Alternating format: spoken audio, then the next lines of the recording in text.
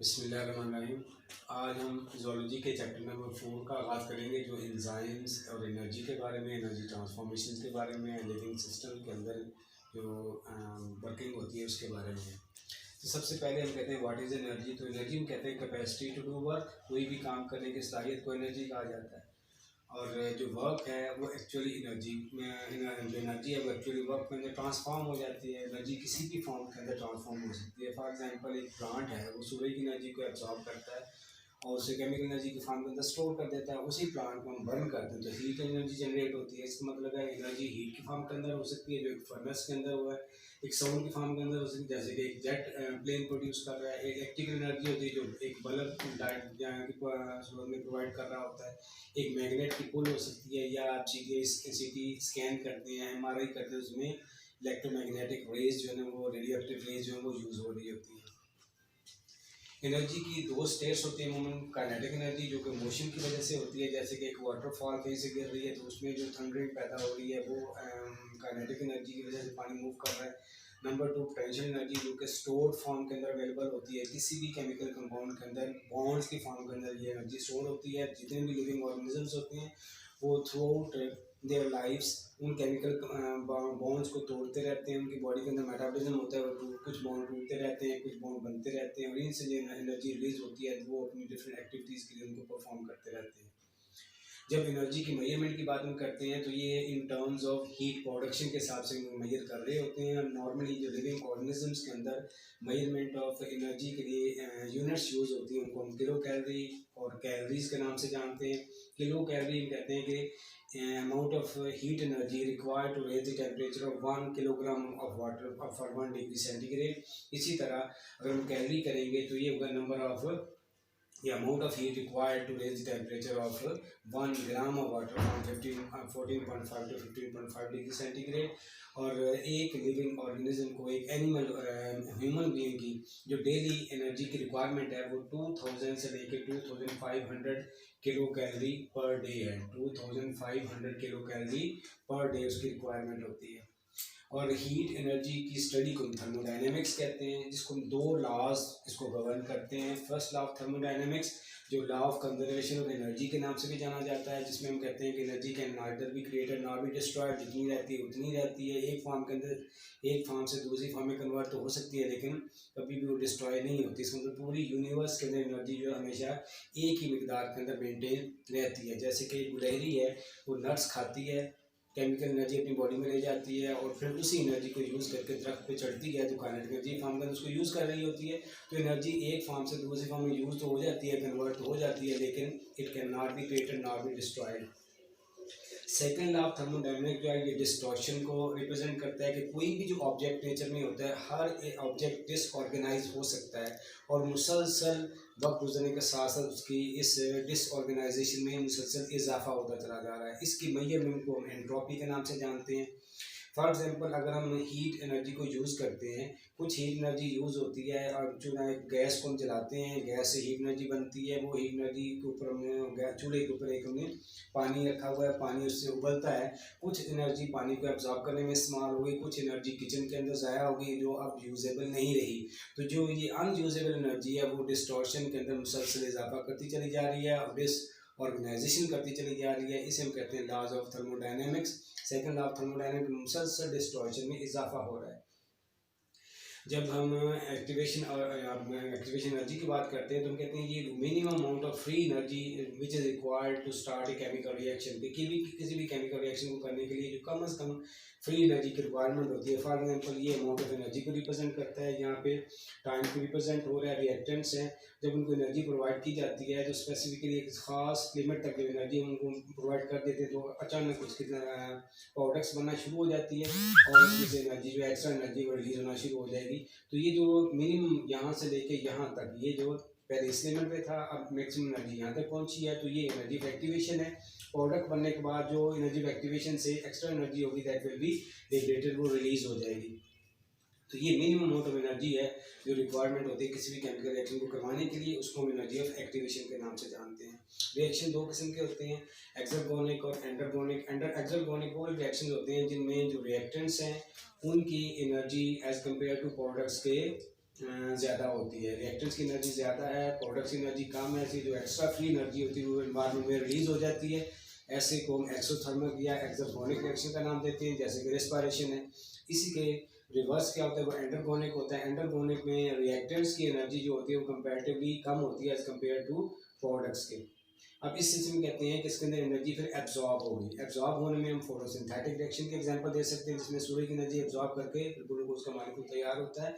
तो जिसके अंदर एनर्जी रिलीज होती है वो एक्सरगोनिक होता है, जिसके अंदर एनर्जी एब्जॉर्ब होती है वो एंडरगोनिक रिएक्शन होते हैं।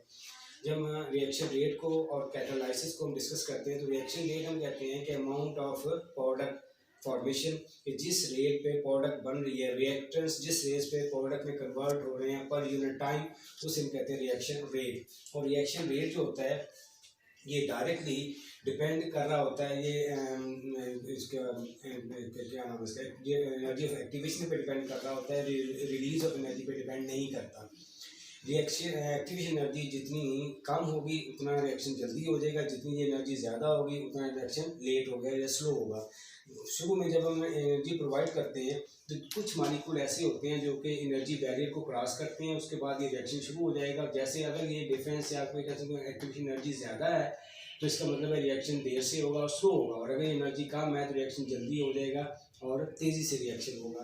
कैटालाइसिस कहते हैं कि जब एक चीज़ को, एक कैटलिस्ट को हमने यूज़ किया है, उसने क्या किया, एनर्जी व एक्टिवेशन को लो कर दी है। फॉर एग्जांपल ये एनर्जी चाहिए थी तो हुआ क्या, जब हमने कैटलिस्ट को यूज़ किया तो उसने एनर्जी व एक्टिवेशन को लो कर दिया है। कम एनर्जी में जब वो रिएक्शन हो जाता है तो इसे हम कहते हैं कैटालाइसिस। क्या कहते हैं इसको, कैटालाइसिस। तो कैटलिस्ट कौन सा, तो वो सब्सटेंस कैटलिस्ट कहलाता है जो कि एनर्जी व एक्टिवेशन को लो करता है और रिएक्शन को जल्दी करवा देता है, that is known as catalyst.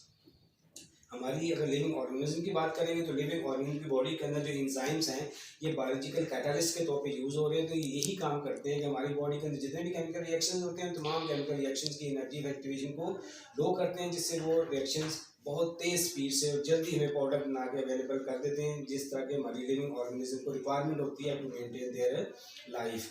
तो एंजाइम बेसिकली ज़्यादातर क्या होते हैं, प्रोटीन की फॉर्म के अंदर होते हैं, कुछ न्यूक्लिक एसिड भी होते हैं, आरएनए राइबोजाइम्स की फॉर्म के अंदर प्रेजेंट होते हैं। और जब हम एंजाइम के बारे में पढ़ते हैं सबसे पहले हम कहते हैं role of enzyme in catalysis. जैसे मैंने अभी बताया है कि ये जो एंजाइम्स होते हैं इनका बेसिक काम क्या है कि एनर्जी व एक्टिवेशन को लो करना। तो ख़ास पॉइंट, जब भी हम किसी भी लिविंग ऑर्गेनिज्म की एक्टिविटीज़ को स्टडी करते हैं तो उसकी एक्टिविटीज़ में ख़ास पॉइंट्स होते हैं, मेटाबॉलिज्म के पॉइंट्स, जिनको कंट्रोल करना ज़रूरी होता है। तो उन्हीं पॉइंट्स पे कैटालाइसिस हो रहा होता है। तो वहाँ पर ये जो एंजाइम्स होते हैं एनर्जी व एक्टिवेशन को रिएक्टर्स की कम कर देते हैं और केमिकल रिएक्शन करवा देते हैं, और वो केमिकल रिएक्शन जो प्रोडक्ट्स बनती है वो नेक्स्ट केमिकल रिएक्शन के अंदर तो रिएक्टेंट के यूज़ हो रही होती हैं। इस तरह स्टेप बाय स्टेप ये जो एंजाइम्स हैं वो अपना अपना रोल कैटालाइसिस में प्ले करते चले जाते हैं। स्पेसिफिसिटी की जब बात करें तो हर एंजाइम नेचर में स्पेसिफिक होता है। एक खास एंजाइम एक खास सबस्ट्रेट कोई प्रोडक्ट में कन्वर्ट कर सकता है क्योंकि उसमें 100% प्रॉपर्ली फिट होना होता है। अगर फिट होगा तो केमिकल रिएक्शन होगा। तो हर एंजाइम नेचर में स्पेसिफिक होता है। स्पेसिफिक सबस्ट्रेट या closely related group of substrate के लिए एक एंजाइम इस्तेमाल हो रहा होता है। जब हम एंजाइम सबस्ट्रेट रिएक्शन की बात हम करते हैं तो एंजाइम सबस्ट्रेट जब दोनों आपस में रिएक्शन कर रहे होते हैं तो उसमें लो कंसंट्रेशन ऑफ रिएक्टेंस रखी जाती है ताकि साइड रिएक्शंस ना हो, अनवांटेड जो है प्रोडक्ट्स ना बन सके। और हाई कंसंट्रेशन ऑफ एंजाइम रखा जा सकता है ताकि बहुत तेज़ी से एक सूटेबल रेट पर, एक सफिशिएंट रेट पर प्रोडक्ट बनती रहे और हमें जो नेक्स्ट रिएक्शन के लिए जो रिक्वायरमेंट है वो फ़ौरन स्टेप बाय स्टेप पूरी होती है ताकि चेन में रिएक्शन चलते रहें और लिविंग ऑर्गेनिज्म अपनी एक्टिविटीज़ को मेंटेन कर सके। जब एंजाइम्स के नोमेनक्लेचर की बात करते हैं तो हम कहते हैं इसमें सुफिक्स यूज़ होता है एज। सुफिक्स यूज़ हो होता है एज। जितने भी एंजाइम्स हैं सब एंजाइम के आखिर में लफ्ज़ क्या आता है, एज आता है। और ये एंजाइम बेसिकली तमाम के तमाम प्रोटीन्स को रिप्रेजेंट कर रहे होते हैं। लेकिन कुछ एंजाइम्स ऐसे हैं जो कि इस नोमेनक्लेचर से पहले ही आप में डिस्कवर हो चुके थे, जैसे पेप्सिन है, ट्रिप्सिन है या ट्रिप्सिनोजिन वगैरह हैं। तो ये एंजाइम्स ऐसे होते हैं जिनके साथ एज का लफ्ज़ यूज़ नहीं हो रहा। एंजाइम के स्ट्रक्चर की जब हम बात करते हैं तो एंजाइम बेसिकली अगर हमने अभी क्या है प्रोटीन से बना होता है या न्यूक्लिक एसिड आरएनए से बने हुए होते हैं। तो इनकी एक छोटी सी क्रीवाइस होती है, एक छोटी सी दरार होती है, एक छोटा सा कैविटी होती है, 3 dimensional specific charge bearing cavity, that is known as active site. उस एक्टिव साइट के साथ आकर सबस्ट्रेट ने उसके अंदर फिट होना होता है। जब सबस्ट्रेट के अंदर फिट हो जाता है तो सबस्ट्रेट की वजह से एंजाइम की एक्टिव साइट के स्ट्रक्चर के अंदर चेंज आ जाती है। इसे कहते हैं इंड्यूस फिट। इंड्यूस फिट करके उसको मुकम्मल तौर पे फिट कर लिया जाता है।